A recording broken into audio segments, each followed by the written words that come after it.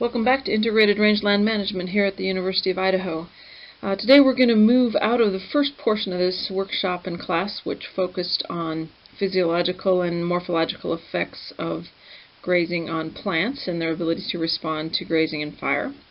We also looked at animal responses and demands for grazing. We're going to move out of those physiological and biophysical constraints for grazing, and we're going to talk about grazing management decisions in this next section of class. When you're starting to think about grazing management, you need to start with setting the proper stocking rate. So that's where we're going to begin. Once the proper stocking rate is set and you've got the right number of animals on the land, then you can start to build an effective grazing program to meet management goals. So what management decisions you have the opportunity to make depend on the natural and human resources you have available.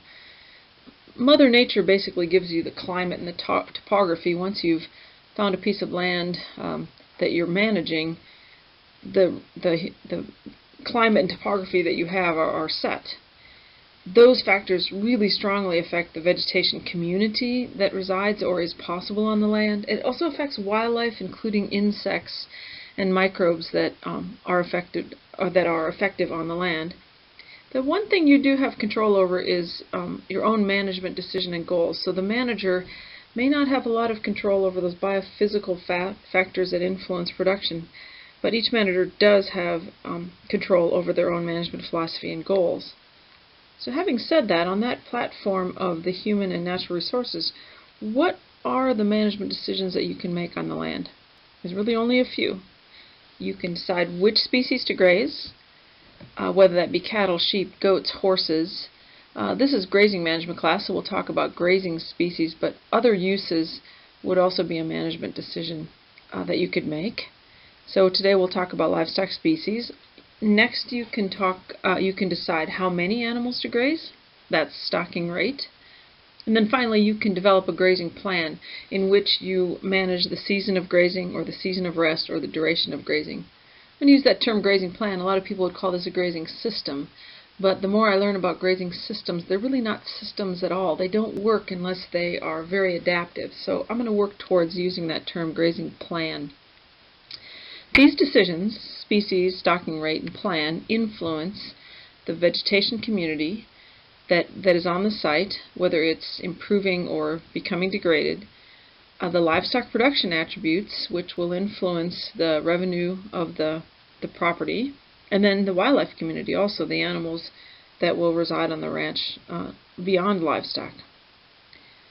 Notice those arrows are two ways. The vegetation community influences the grazing management decisions, and the grazing management decisions affect vegetation and livestock and wildlife.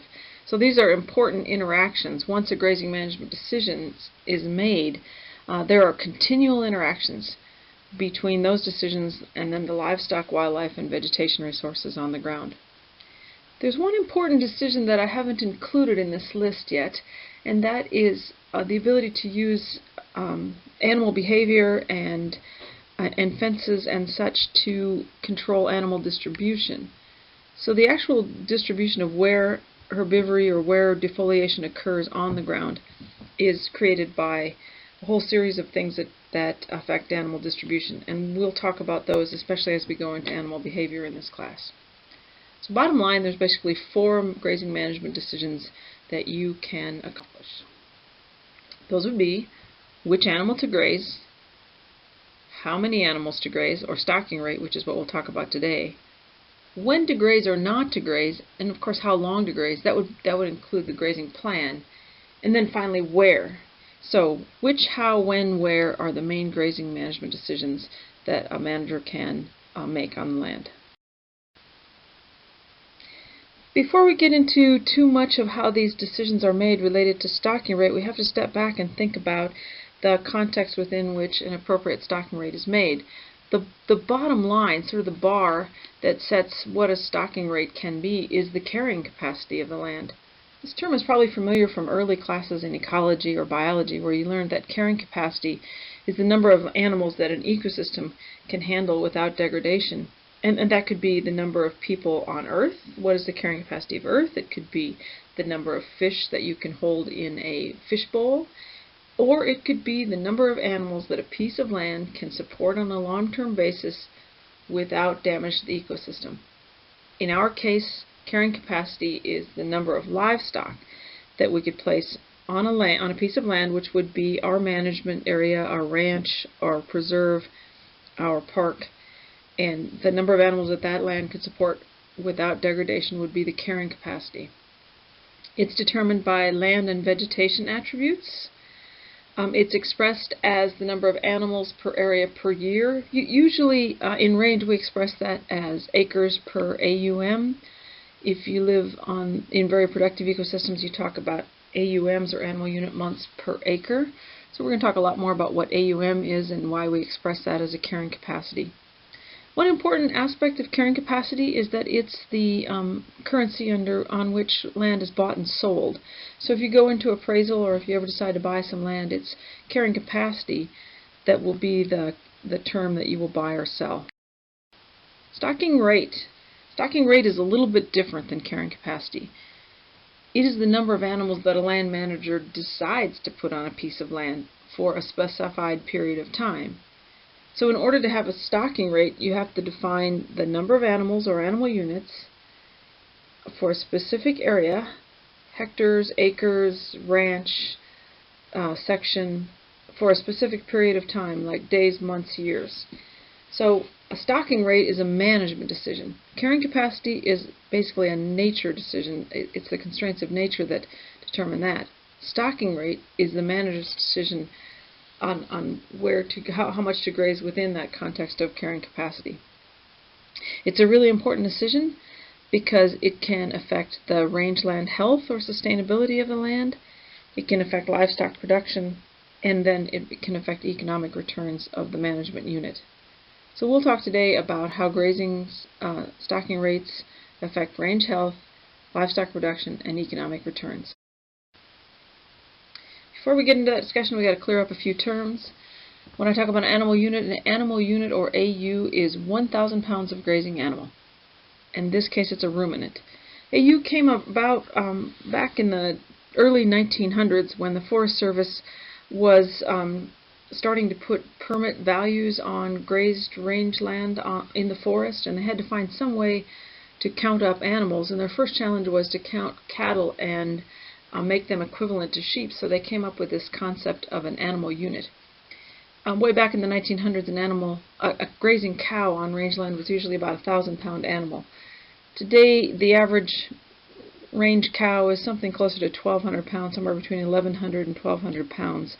But we've still kept this term of 1,000 pounds of grazing animal equaling an animal unit.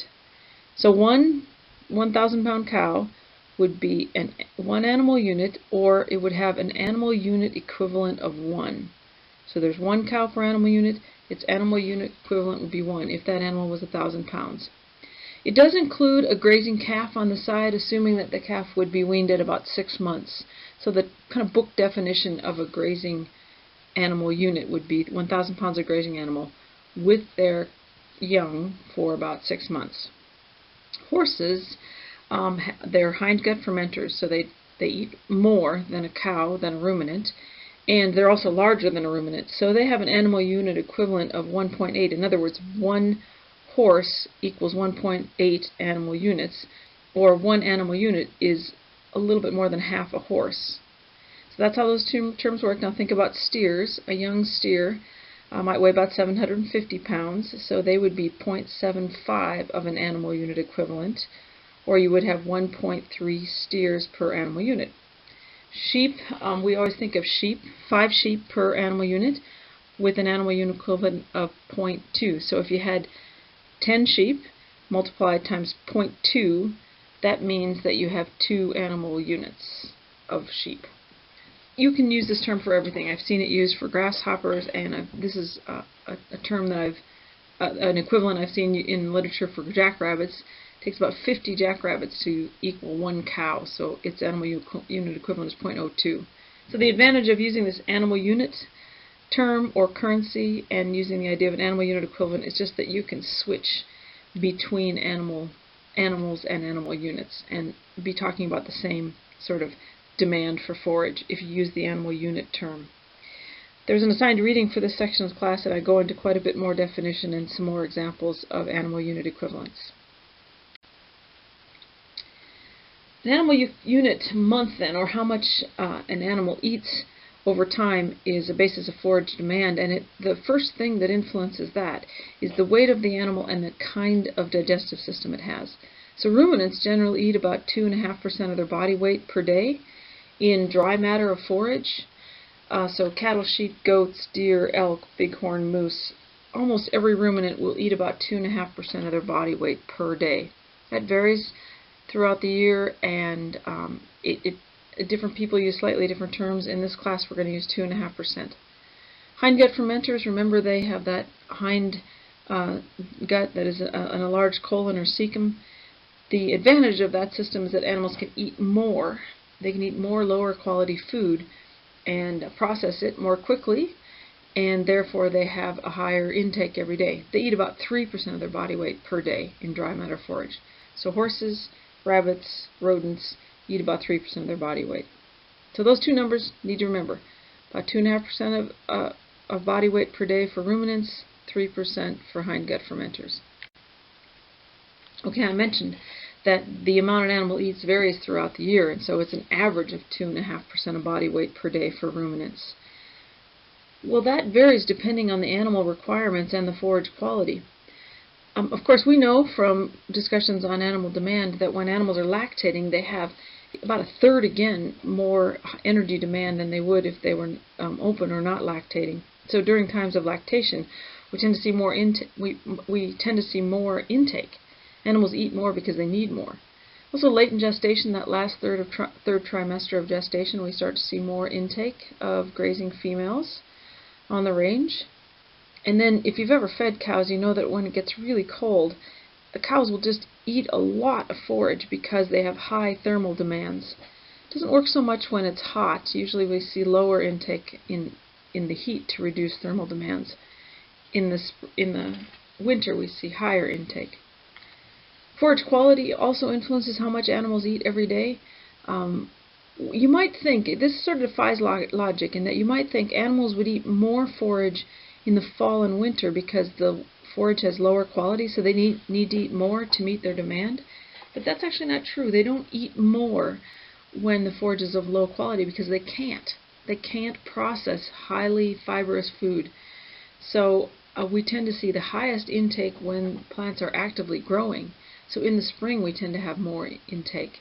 So on the range, if animals are producing young in the spring, such as wildlife do, or most cattle and sheep producers do, that's also a time when the forage is highly digestible. So we tend to see higher intake, something closer to 3% per body weight per day among ruminants in the spring. And then in the winter, when the forage is really low quality and when animals have low demands, we'll tend to see lesser intake. So we might see, let's say, 2.25% of body weight per day. On average, it's about 2.5% of body weight per day intake.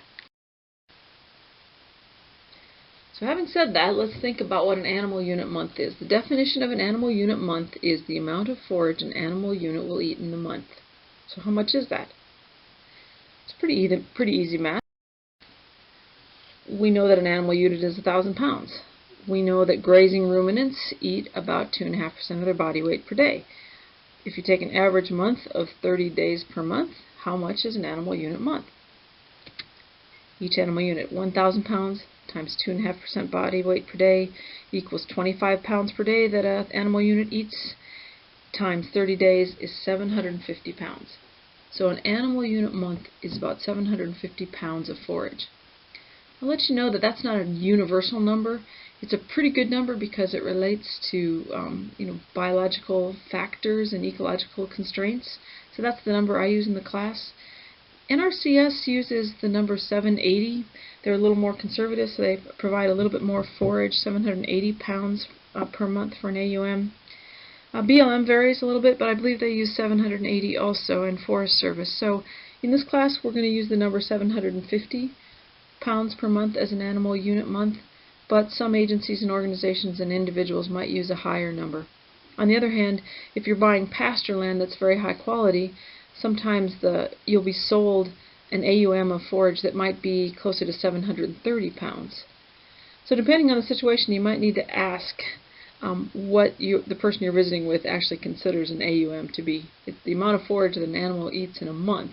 In this class, that's going to be 750, but just know that it can vary from about 730 to 780. Okay, so now let's begin the discussion about why stocking rate is such an important decision. First, think about it from a rangeland health standpoint. If our goal in management is to really have sustainable and healthy rangelands, why is setting an appropriate stocking rate important? Well, one of the things that we have to do in setting a stocking rate is making sure that we have animals on the land that will remove forage but maintain sufficient plant residue to continue certain attributes in the ecosystem. What are those? Why do we want to have plants left over after grazing? Well, the main things I think about are having enough residual biomass so that the plants can continue to photosynthesize and regrowth. Because remember, the regrowth of a plant is sustained or created from energy from photosynthesis. So the plant has to keep photosynthesizing in order to create regrowth and recover from defoliation. We also want to leave some residue in the ecosystem for wildlife, and including insect populations. We want to have some forage left for the other critters that are out on the range. And then finally, that organic matter that is in grass that is left over after grazing, grasses and forbs and shrubs, is really important to prevent erosion and keep healthy soils. So the roots in the system will prevent erosion. Having that biomass on top of the soil reduces wind erosion and water erosion, and then the organic matter from those plants that goes back into the soil creates a healthy soil. So there's probably other reasons, but these are the main ones for me. So then we set stocking rate below carrying capacity to accomplish a few goals. We want to allow for plants to live through drought. We know that in range there's going to be good years and bad years, so we always want to have enough biomass behind and have really healthy plants so that when a drought comes along, those plants can sustain themselves through that drought. It also might be good to bank a little bit of forage for a subsequent year that might have lower productivity. So from a range health standpoint and wildlife and livestock production, you might want to leave some forage around for low productive years.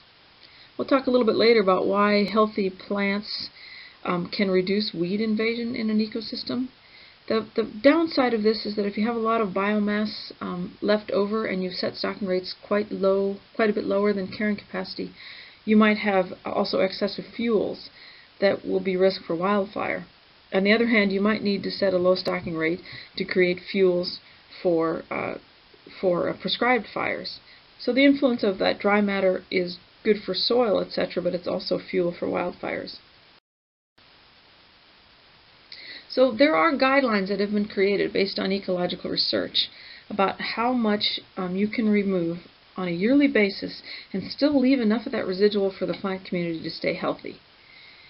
In the plains, in the Great Plains, that's an ecosystem that evolved with very heavy grazing from bison. So the plants in the Great Plains, especially the shortgrass prairie, are really well adapted to heavy and frequent grazing.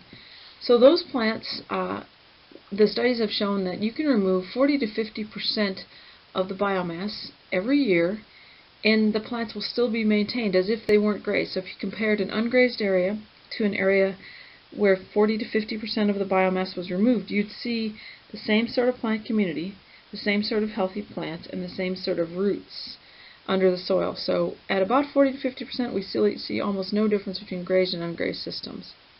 On our side of the Rockies, in the Intermountain West, ecosystems like sagebrush grasslands, coniferous forests, oak woodlands, they all evolved with some grazing, but quite seasonal grazing, and not heavy grazing from large groups of bison. Yes, we had bison, but not consistent, large, frequent grazing from bison.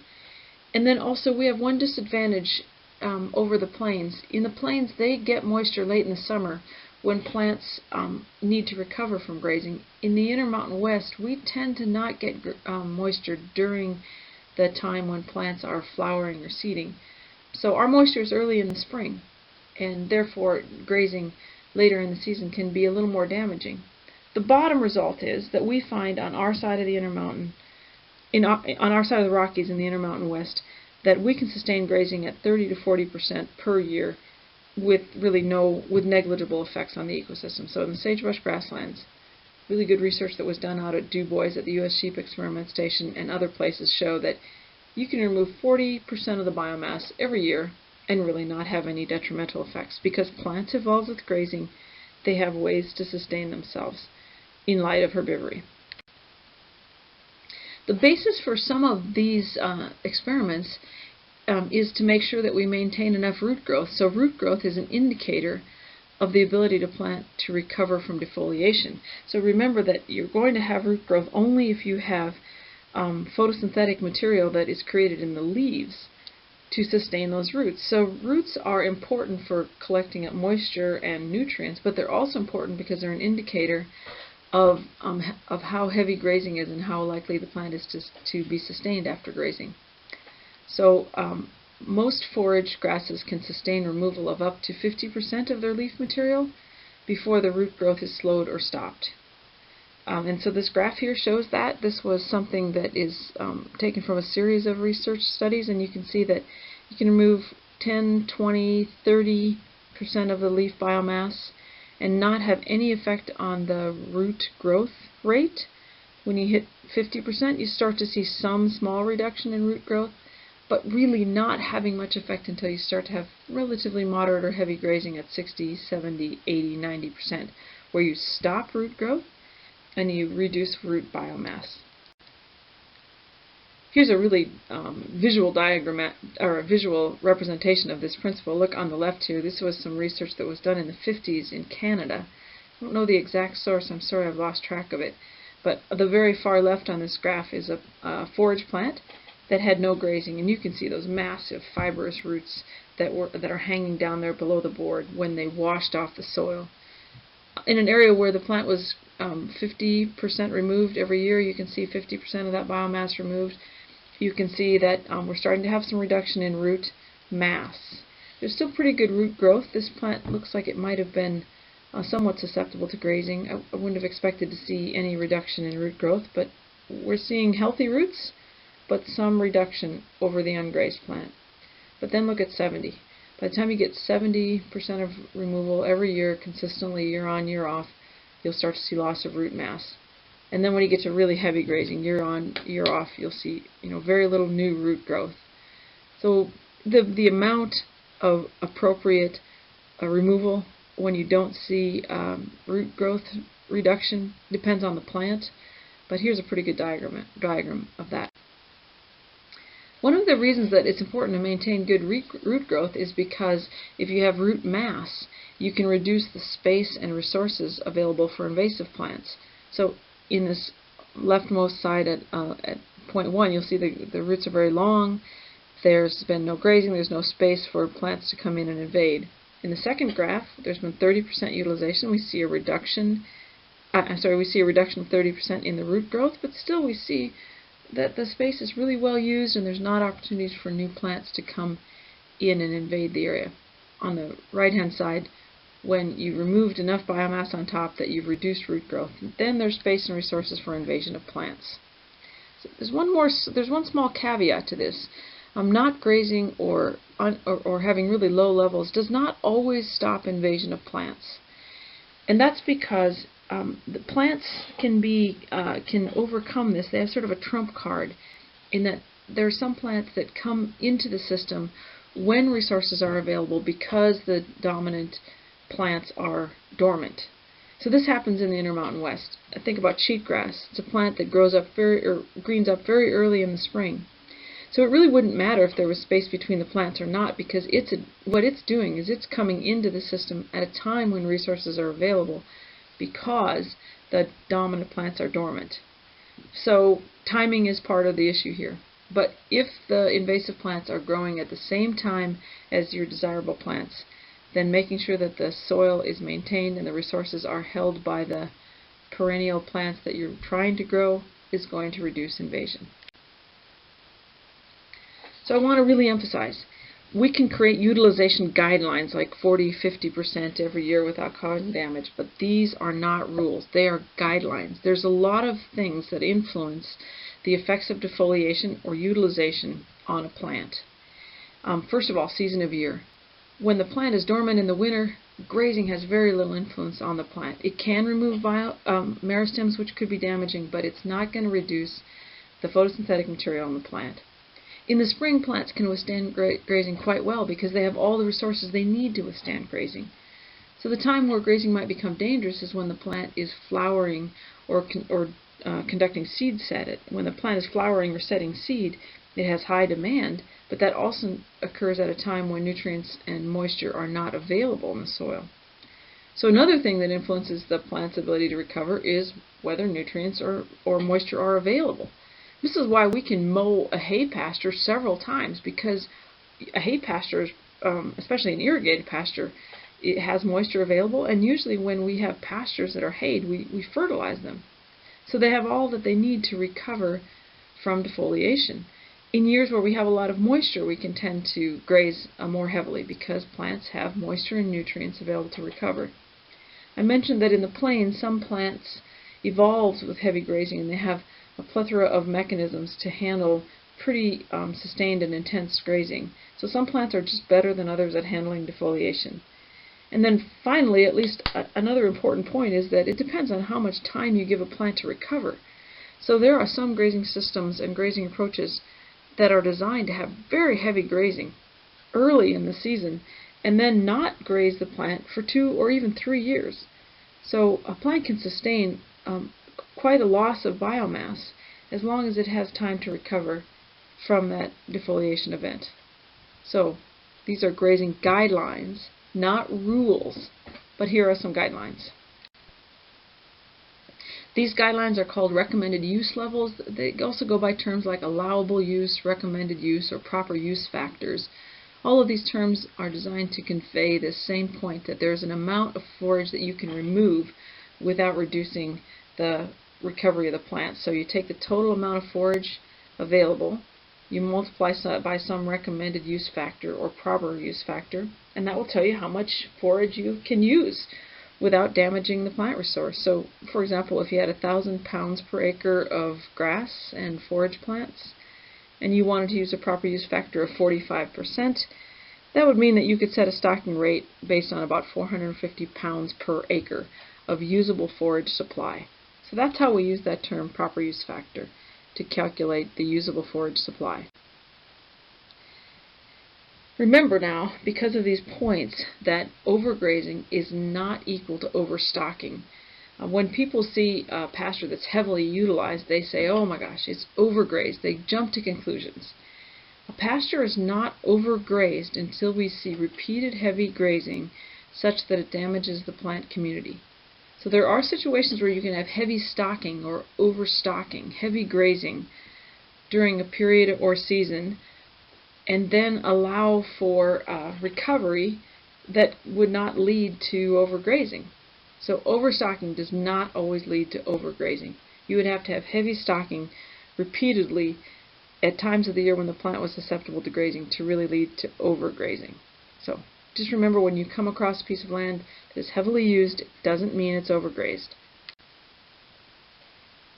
Okay, so then in summary, if we're trying to set stocking rates with rangeland health in mind, or rangeland sustainability, we would want to set the stocking rate below carrying capacity, because remember, carrying capacity is the number of animals a land can support on a long-term basis without having degradation.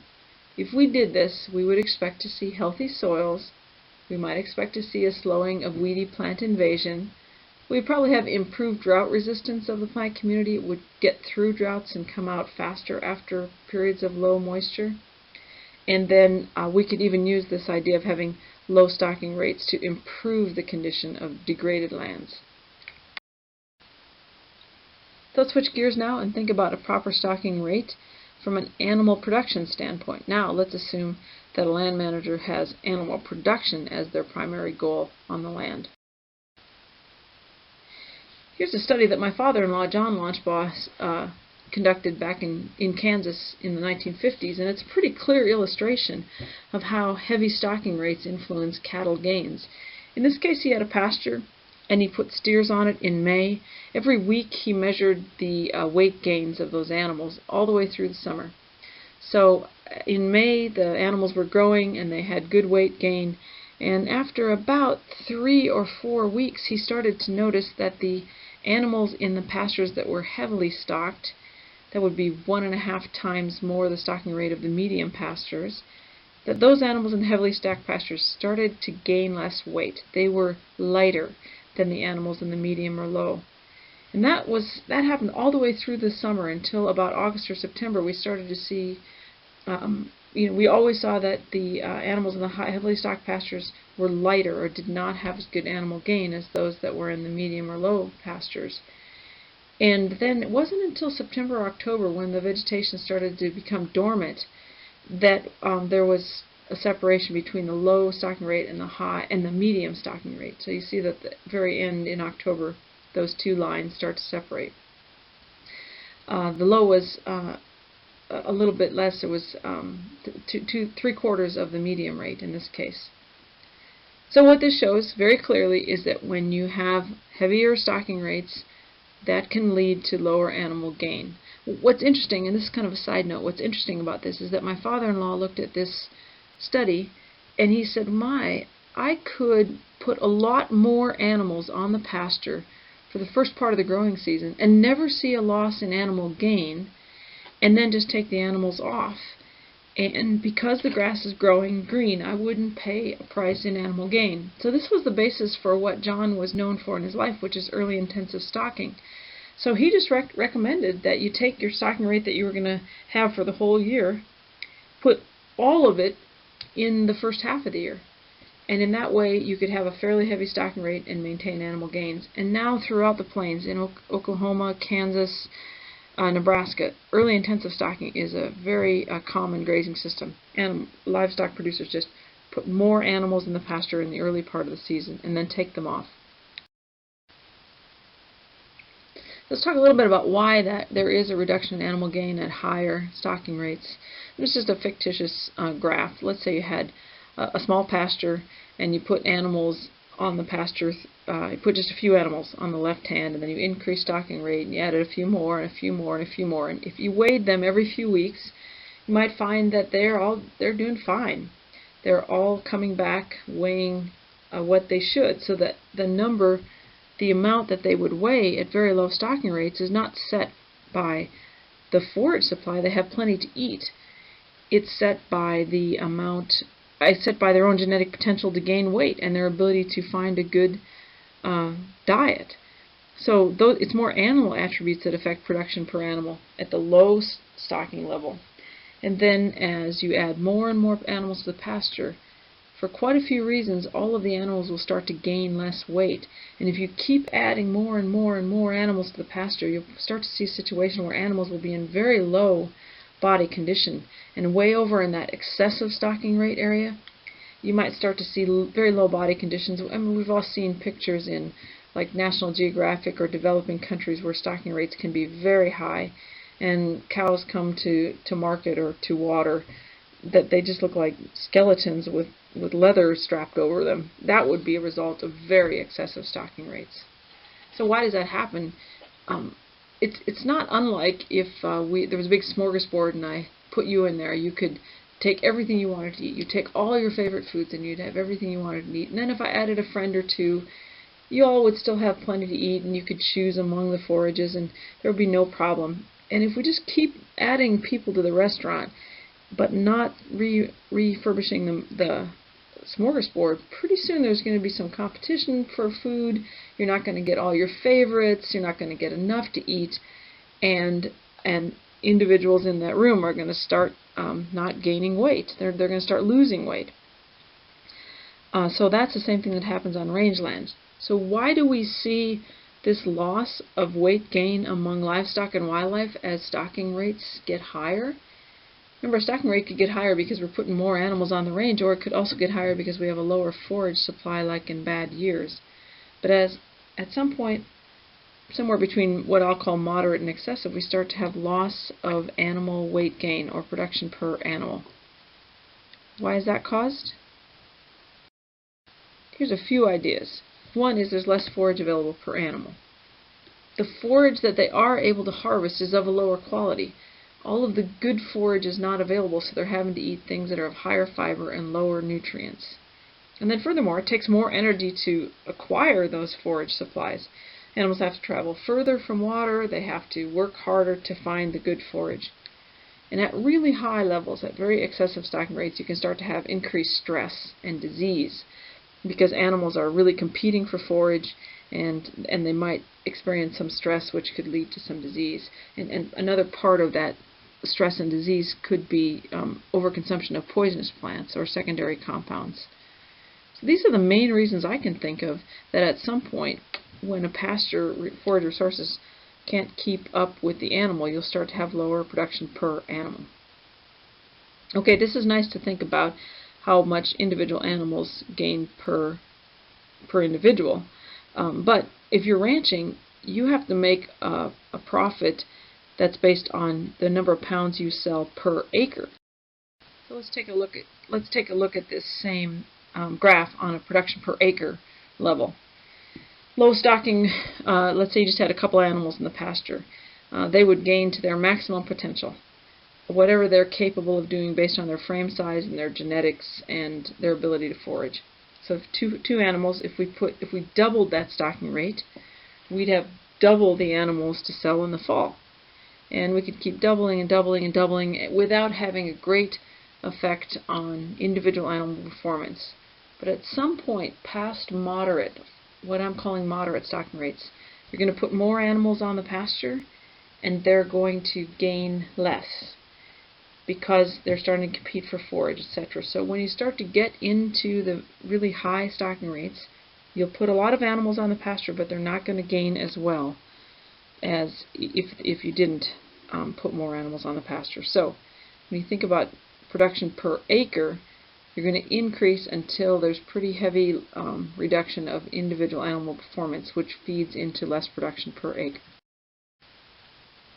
Here's a diagram of that out of an article by Bob Beeman, and it's just he puts those two graphs on one chart and shows that animal performance, individual animal gain goes down, and then the dotted line shows that gain per acre goes up, and he describes a level of understocking and that an optimal level at some point where those two graphs meet, where the animal gain per acre starts to decrease and the animal gain per animal is decreasing. So somewhere he puts optimal stocking in the middle of that chart, well before a loss of gain per acre. So what is the right, where in that optimal stocking rate in the middle of that graph, what is the right area? Well, that depends on the manager's goals primarily. There are some situations where having really high production per animal is desirable. This would be the case of if you were selling purebred animals, for example. You would want the animals to be really in high condition so that when anyone came to visit the ranch, they would see really healthy, large, productive animals.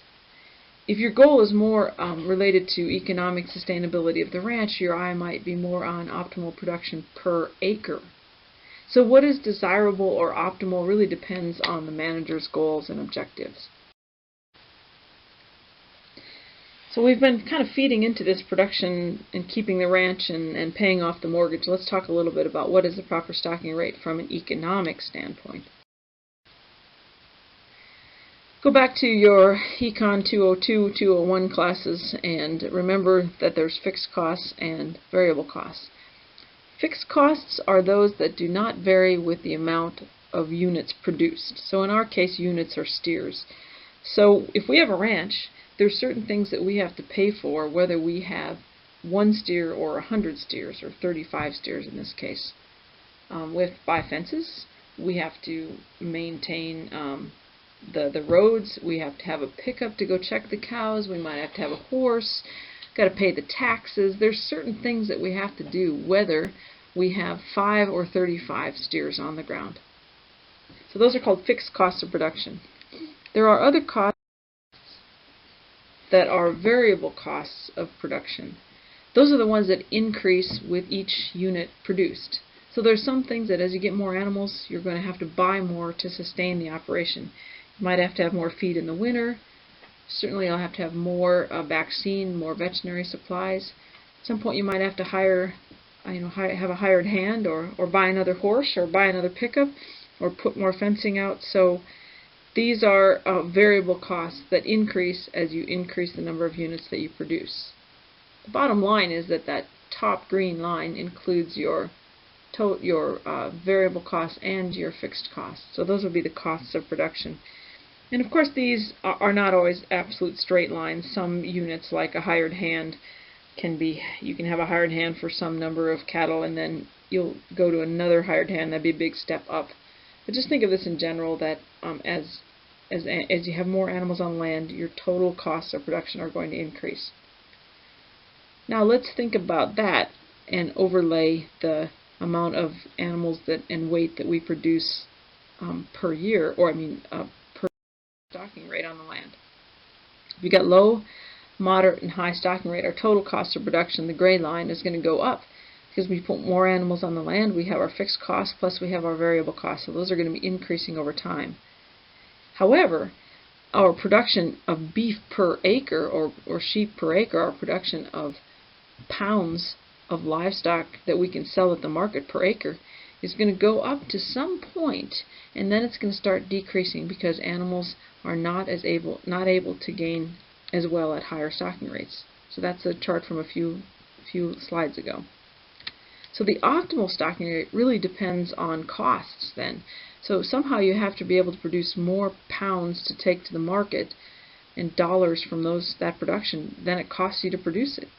And that is where the optimal stocking rate is, somewhere in there. Because of this interaction, you can't overgraze and make money. Because at some point, you're going to be putting another animal on the land, and it will cost you more to put that animal on the land than the potential revenue of the herd or the flock from adding another animal and being able to take it to the market. So a lot of people will say, oh, well, that person there, they're strapped for cash, and they're going to overgraze. But that's absolutely not true. And generally we see much lower stocking rates in periods of drought, and when people are strapped for cash, they should probably lower their stocking rate, because it doesn't pay to overgraze. You can't overgraze and make money. This was my father. I used to call this the launch ball axiom, because my father-in-law, he drilled this into me time and time again. When you do the math, there's always a point somewhere around what we would call a moderate stocking rate, at which it's going to cost you more to put another animal out there than you're going to gain from the extra weight. Okay, so as long as we're talking about revenue and economic returns, let's think about what affects the net revenue of grazing. Certainly the annual forage production that you have, how much forage you have out there. If you have a lot of forage, you can put more animals out on the range. But also if you have a lot of forage, animals can choose among the forage resources available and gain better. So livestock production, or pounds per acre of livestock, is also something that affects your net revenue. How much do you have to sell at the end of the season? This is largely set by animal forage production, the annual forage production, or by the size and condition of animals. So again, that's largely set by how much it rained that year and how much forage you have. Revenue is also set by market prices. How much are you going to get when you take critters to the sale? And then it's set by your production cost, because as we talked about previously, the costs are going to determine what your stocking rate, what your optimal stocking rate is and what your costs of production are. So what do you have control over as a land manager? You don't have any control over annual forage production, or very little. If you improve the land over time, you could probably have more forage produced, but mostly that's rain that produces forage, and you don't have control over rain. You do have control of how many pounds per acre you produce. That's basically how many animals you put out there and what condition they're in. You have almost no control over market price. You can hedge markets, you can buy futures, but not a great deal of control over what the price of beef will be. You do, however, every rancher has a lot of control over production costs. So that's why when you go to beef production schools and you try to improve your ability to make a living on the ranch, that often is focused on production costs, because it's the one thing that a rancher really has some control over. So now in summary, if you want the perfect stocking rate, the optimal stocking rate, from a rangeland health standpoint, that is going to be a stocking rate that is below carrying capacity. Because by definition, carrying capacity is the amount of animals that land can produce without degradation, and if you're interested in range health, you want to have a rate that is at or below carrying capacity. From a livestock production standpoint, all the studies that have been done show that an appropriate stocking rate is, again, at or below carrying capacity. From an economic standpoint, when they look at the utilization levels that lead to economically viable stocking rates, again, they find that stocking rate is at or below carrying capacity. So the bottom line is that there's very few reasons to justify overgrazing, either from a livestock production, a rangeland health, or an economic standpoint. Okay, so then that begs the question.